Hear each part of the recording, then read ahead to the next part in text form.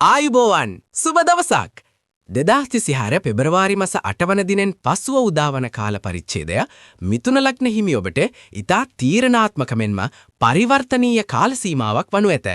විශ්වයේ මහා ග්‍රහ චලිතයන් කිහිපයක්ම ඔබේ කේන්ද්‍ර සටහනේ ප්‍රබල ස්ථාන හරහා සිදුවීමට නියමිත බැවින් මෙම වසර ඔබේ ජීවිතයේ නව මාවතක් විවර කරන වසරක් ලෙස හැඳින්විය හැකිය. 2026 වසරේ මිථුන ලග්න හිමියන් කෙරෙහි බලපාන ප්‍රධානතම ග්‍රහමාරුව වන්නේ ගුරු ග්‍රහයා බ්‍රහස්පති ජුනි මාස මුලදී ඔබේ ලග්නයෙන් මිදී දෙවන වූ කටක රාශියට පැමිණීමයි. එසේම වසර පුරාම සෙනසුරු ග්‍රහයා ඔබේ කර්මස්ථානය වූ 10 වන්නේ මීන රාශියේ ගමන් කරමින් සිටී. රාහු 9 වන්නේද කේතු 3 වන්නේද ගමන් කිරීම ඔබේ දෛවය හා සම්බන්ධ තීරණ කෙරෙහි බලපෑම් එල්ල කරයි. මෙය දැඩි කැපවීමකින් සහ ඉවසීමකින් කටයුතු කළහොත් විශාල ජයග්‍රහණ අත්කරගත හැකි කාලයකි. ධනය සහ මූල්‍ය 2026 ජුනි මාසයෙන් පසු ගුරු ග්‍රහයා ඔබේ දෙවන වූ ධනස්ථානයට පැමිණීමත් සමග මූල්‍යමය වශයෙන් පැවති බාධක ඉවත් වේ. ආදායම් මාර්ග අඩාල වී තිබූ ආදායම් මාර්ග නැවත සක්‍රිය වන අතර අමතර ආදායම් මාර්ග උදා කරගන්නට අවස්ථාව ලැබේ. ඉතුරුම් මුදල් ඉතිරි කිරීමට සුබ කාලයකි. පවුලේ උරුමයන් හෝ පැරණි ආයෝජන වලින් ලාභ හිමි විය හැක. වාසනාව ලොතරැයි වැනි හදිසි ධන ලාභවලට වඩා තමන් කරන වෘත්තීය කටයුතු වලින් ලැබෙන ස්ථාවර ආදායම වර්ධනය වනු ඇත. වෘත්තීය සහ රැකියාව සෙනසුරු ග්‍රහයා 10 වන්නේ ගමන් කිරීම නිසා වෘත්තීය ජීවිතය තුළ කාර්යබහුලත්වය සහ වගකීම් ඉහළ යනු ඇත. රැකියා උසස් වීම ඔබ කරන කැපවීම් වලට නිසි ඇගිරීමක් වසරේ දෙවන භාගයේදී හිමි වේ.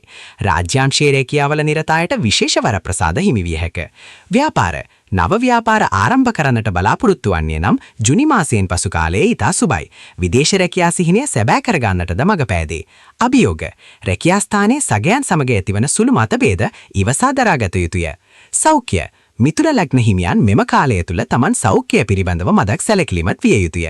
ස්නායු පද්ධතිය ආශ්‍රිත දුර්වලතා, පාදවල පවතින වේදනා හෝ මානසික පීඩනය වරින් වර මතුවිය හැක. අනතුරු වාහන පැදවීමේදී සහ යන්ත්‍ර සූත්‍ර හැසිරවීමේදී ප්‍රවේශම් වන්න. විශේෂයෙන්ම අඟහරු ග්‍රහයාගේ ගෝචරය දුර්වල වන කාලවලදී ශරීරයේ පහළ කොටසේ ආබාධ ඇති විය හැක. නිවැරදි ආහාර රටාවක් සහ යෝගවනි ව්‍යායාම අත්‍යවශ්‍ය වේ.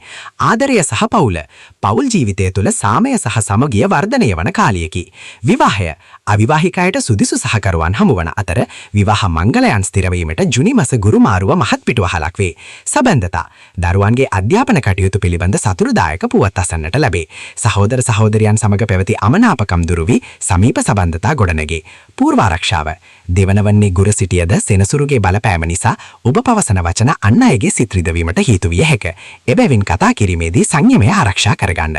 ආයෝජන නුපුරුදු ක්ෂේත්‍රවල විශාල මුදල් ආයෝජනය කිරීමේදී විශේෂඥ උපදෙස් ලබා ගන්න. කම්මැලිකම සෙනසුරු 10 වන්නේ සිටින විට කම්මැලිකම ඇති විය හැකි බැවින් උනන්දුවෙන් වැඩ කිරීමට උත්සාහ කරන්න.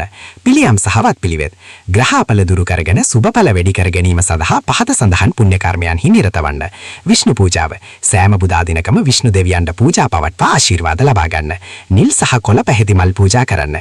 බෝධි පූජාව සෙනසුරාදා දිනවල බෝධි පූජා පවත්වා සෙනසුරු අපල දුරු කර ගැනීමට ප්‍රාර්ථනා කරන්න. දන් දීම තිරිසන් සතුන්ට විශේෂයෙන්ම පක්ෂීන්ට සහ එළදෙනුන්ට ආහාර පාන ලබා දීම ඉතා යහපත්ය. ඔබේ දෛනික කටයුතු සඳහා කොළ පැහැති ඇඳුම් වැඩිපුර භාවිත කරන්න.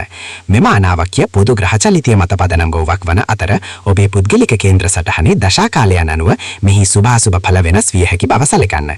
මෙම වීඩියෝ නරඹන ඔබ තවමත් අපව සබ්ස්ක්‍රයිබ් කරනව නැතිනම් කරුණාකර සබ්ස්ක්‍රයිබ් කරන්න. එය අපට මහත් ධෛර්යයකි.